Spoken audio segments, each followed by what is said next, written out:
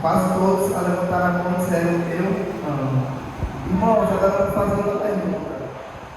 Quem aqui vai morrer pela causa de Deus?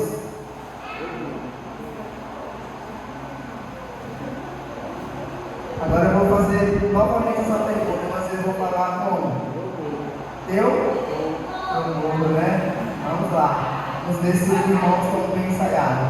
Irmãos, quem aqui vai morrer pela causa de Deus? Eu morro. Amém. Será que iremos mesmo morrer pela causa de Deus? Imagine só se entrasse alguém armado pelaquela porta ali e apontasse para todos nós e perguntasse se nós somos cristãos verdadeiros. Aí quem falar que é cristão vai morrer na mesma hora. Será o que nós iremos falar para ele? Tem gente que ia sair correndo, né? Não ia esperar nem a pergunta. Outros iriam até negar, né? Vamos ver. A nossa pregação de hoje fala um pouco sobre isso.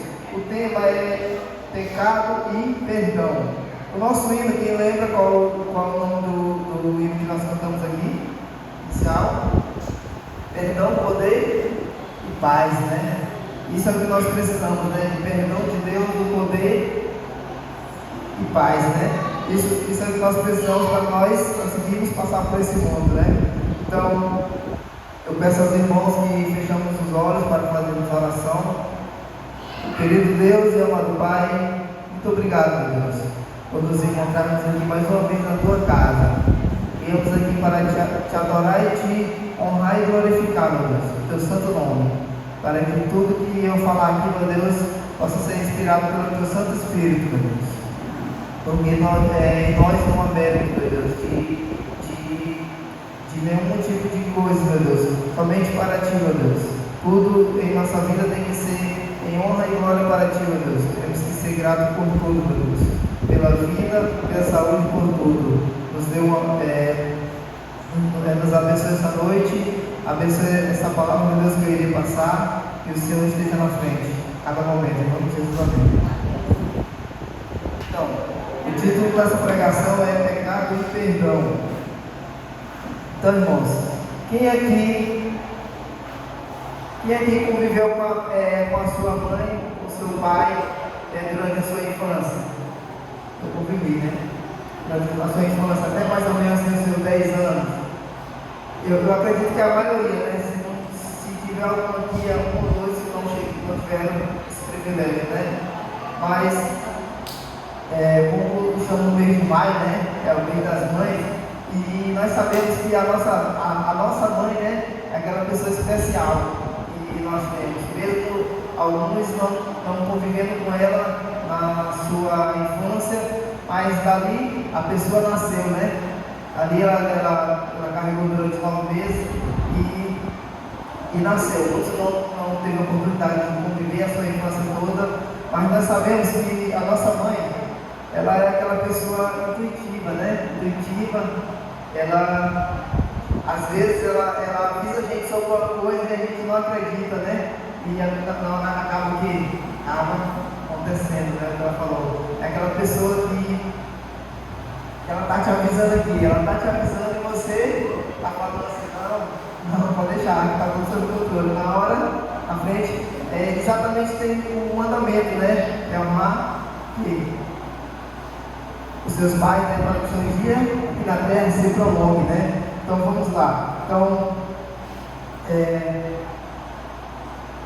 a mãe de um garoto, o garoto quando ele tem aquela certa idade, ele 6, 7, 8 anos, que ele convida um garoto para a sua casa, aí eles estão brincando de jogar bola na sala da sua mãe.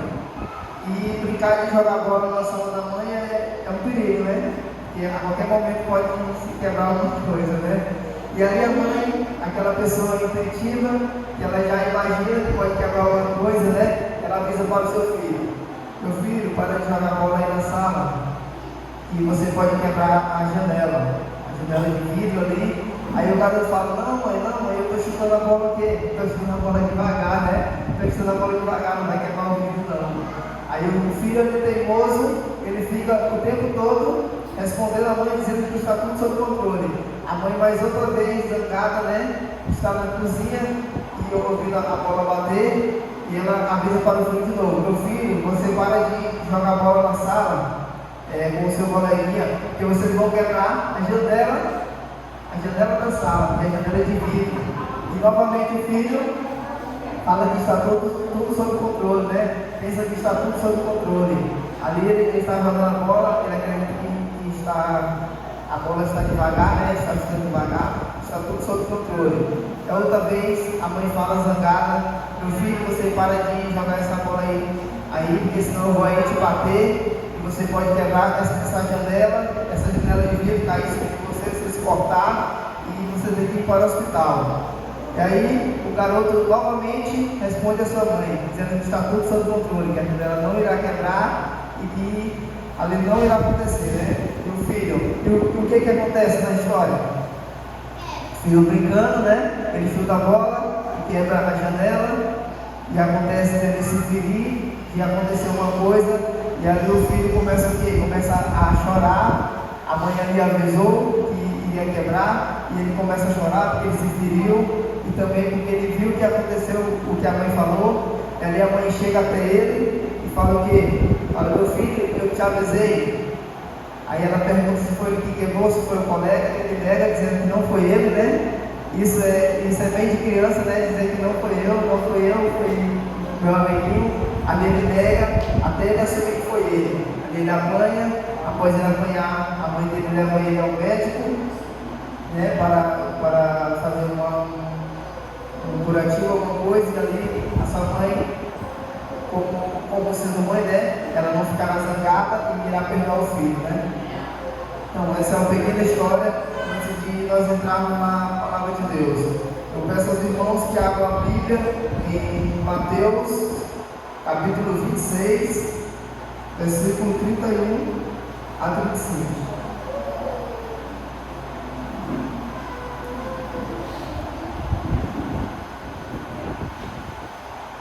Então, que os irmãos possam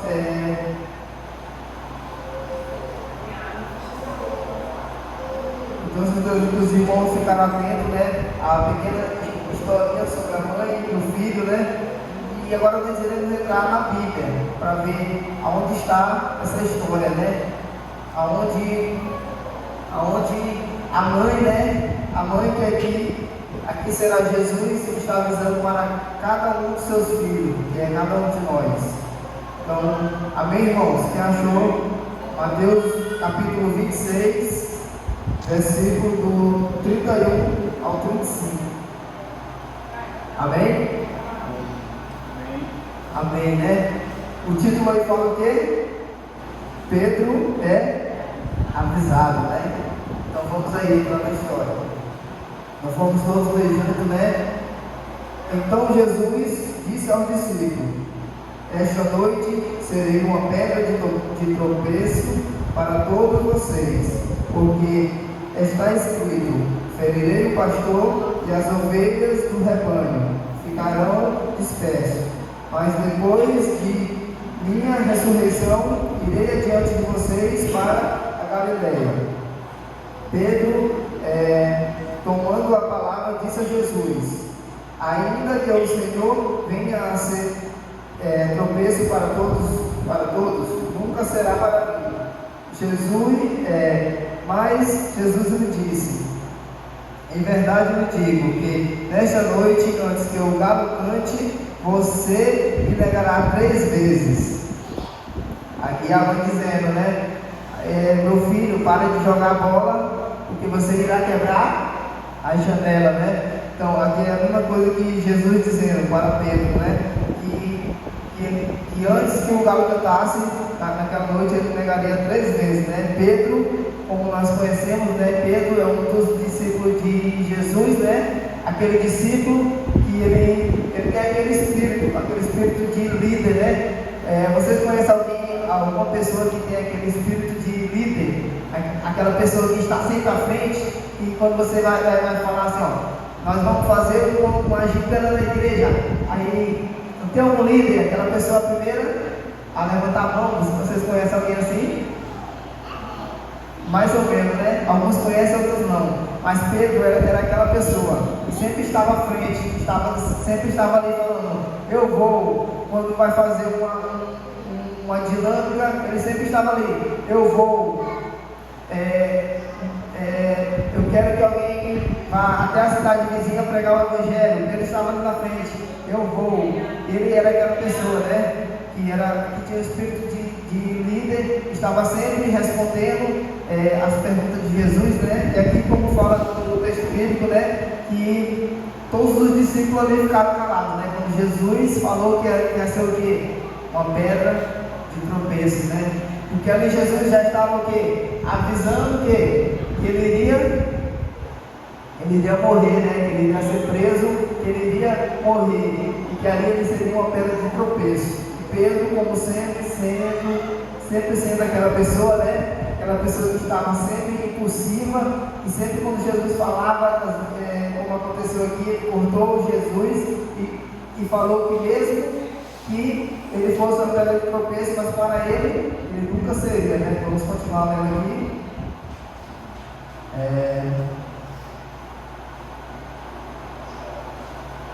No versículo 35, né?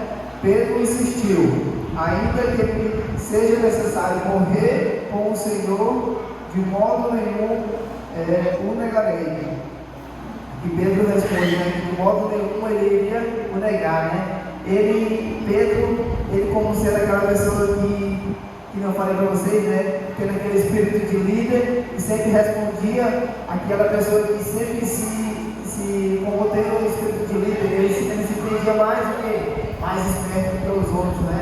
Ele automaticamente, eu imagino que ele passou pela cabeça dele e falou assim, ó, ele passou pela cabeça dele: não, eu tenho certeza que no momento que aconteceu alguma coisa com Jesus, eu estaria ali para o defender e para defender a sua causa, né? E eu perguntei para os irmãos se nós temos coragem de morrer pela causa de Deus, né? Nós falamos que o quê? Nós morreríamos, né, pela causa de Deus.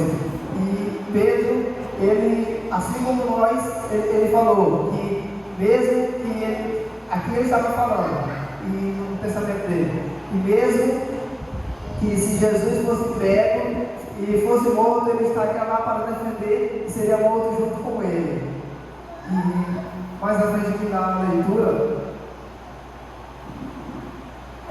Pedro insistiu: ainda que seja necessário morrer com o Senhor, de modo nenhum o negarei. E todos os discípulos disseram o mesmo, né? Porque como Pedro era aquela pessoa que estava sempre à frente, que estava sempre à frente, né? Quando ele falava uma coisa, as pessoas praticamente o seguiam, né? Os outros discípulos falaram a mesma coisa, repetindo Pedro. Pedro ali sempre confiante, que nem o filho, né? O filho da história. O filho ali sempre confiante, a mãe falando que ele iria quebrar a janela, né? E o filho falava o quê? Não, pai, tá tudo sob controle. Eu estou chutando devagar, eu não vou quebrar a janela. E ali a mãe representa mais história. Jesus é a mãe e Pedro aqui é o filho, né? E o filho é cada um de nós. E quando Jesus está falando para nós que poderá acontecer alguma coisa, e nós falamos para Jesus que não irá acontecer, nós estamos duvidando, né? Nós estamos duvidando no Mestre. Agora imagine só que Pedro ele convivia com Jesus, era um dos discípulos que praticamente estava mais perto de Jesus, estava quase todas as obras de Jesus ali. Ele chegava a duvidar, né? Porque se o mestre está falando, quem é eu para falar que não irá acontecer isso? Pedro era aquela pessoa, né? Aquela pessoa que pensava que por si só ele conseguiria fazer alguma coisa, né? A mais do que Jesus. Então Pedro era essa pessoa, né? Essa pessoa que pensava que teria poder, né, sobre alguma coisa. Então, vamos abrir a Bíblia agora em Lucas 22, versículos 57 a 62. Para continuarmos a história, né? Para nós continuarmos a história aí. Amém, irmãos? Alguns irmãos que queiram ler, tem a disponibilidade de ler. Capítulo 22, do versículo 54 a 62.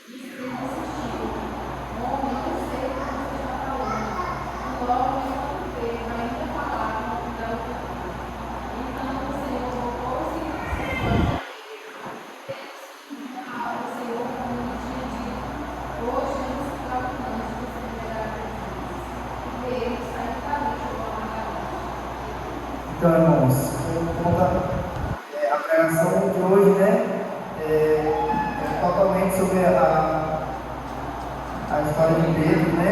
Então, Pedro nega Jesus, né? Aqui Pedro nega Jesus. Lá quando Jesus falou que ele seria uma pedra de tropeço e que Pedro negaria 3 vezes, Jesus sabia ou não sabia que ele faria isso? Sabia sim, né? Então, assim como Jesus nos avisa hoje, através de oração, através de uma pessoa, através da Bíblia, Ele está nos avisando que uma coisa é errada. Ele sabe ou não sabe que essa coisa é errada e que poderá nos atingir. Sabe sim, né? Se Ele não está nos avisando é porque Ele sabe de tudo, né? Então, Pedro, aqui ele negou Jesus 3 vezes, né? Aqui é no momento em que o filho, ele quebra a janela, né? Quando Pedro vê, aqui no final, que ele vê que ele negou Jesus 3 vezes, o filho quebrou a janela, e ali, o que acontece com ele? Ele chora amargamente, né? Porque ali ele viu o que a sua mãe lhe avisou, né? Ela lhe avisou o quê? Lhe avisou que ele ia quebrar a janela, né? E Jesus avisou para ele que ele ia negar a ele, né? É porque ele sabia que isso iria acontecer. E assim, um exemplo para cada um de nós, para que nós não venhamos ser teimosos com Jesus, não é? Quando ele estiver nos avisando uma coisa, vamos seguir o que ele está nos avisando. Então ele fala assim, filho meu, não siga por aqui, vá por aqui, não seja teimoso, não vá por aqui, não acredite que a sua intuição é melhor do que a de Jesus, né? Vamos seguir firmemente o caminho de Jesus, né? Então, aí eu fico me perguntando, será se nós iremos morrer realmente pela causa de Deus? Será que nós iremos morrer realmente pela causa de Deus? No momento das tribulações, né? Aquele momento da perseguição, né? Que eu acredito que não esteja muito longe. Será que nós vamos ser capazes de ali, naquele tribunal, falar assim, eu sirvo a Jesus, eu sirvo a Deus, eu sou um crente e eu prego o Evangelho de Deus, e eu prefiro morrer do que viver, né? Viver uma vida falsa, né? Uma vida falsa ali que eu vinha negar Jesus naquele momento, em que tiver uma arma, alguma coisa, uma multidão, que nem aconteceu aconteceu com Pedro, né? Ali estava uma multidão, por isso ele negou Jesus naquele momento em que Jesus estava ali, preso, né? Sendo julgado, e Pedro negou Jesus, né? Porque alguns os conheceu, né? E ele negou. Foi a única forma dele sair vivo dali, né? Agora nós ficamos imaginando, será o que seria de nós no lugar de Pedro? Será se nós iríamos assumir, iríamos falar assim, eu ando com ele sim, eu sirvo a ele sim, iria pregar a palavra de Deus para aquele povo naquele momento, ou iríamos sair que nem Pedro, sair correndo, né? Iria negar 3 vezes ou mais, ia falar que nunca tinha visto, né? Que nem Pedro falou, né? Então nós ficamos com essa reflexão na nossa mente, né? E eu peço aos irmãos que vamos abrir a Bíblia ainda no livro de João, capítulo 21. João capítulo 21, versículo 15 a 19, para finalizar, né? Essa mensagem dessa noite.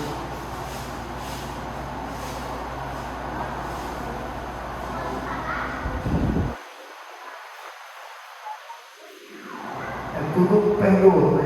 Os versículos ali, os capítulos, versículos.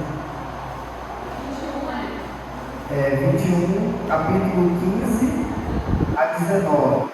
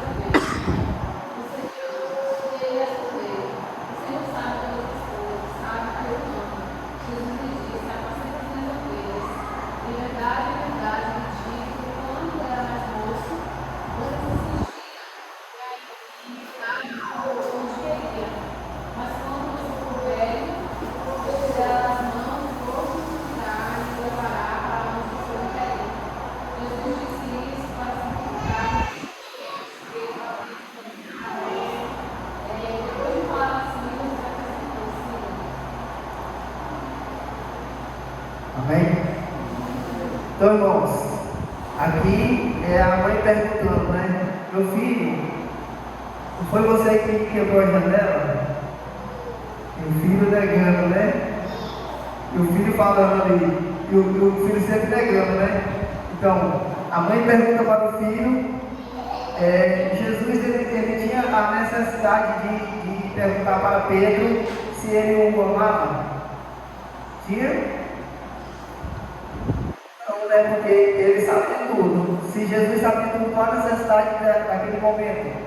Ali, esse momento que Jesus perguntou a Pedro aqui, né, se ele amava, aqui ele já estava aqui, aparecendo mais uma vez, né, para aqueles discípulos, né? Aqui eles passaram a noite na pescaria, né? Ali eles não tinham pego o quê? Não tinham pego nada.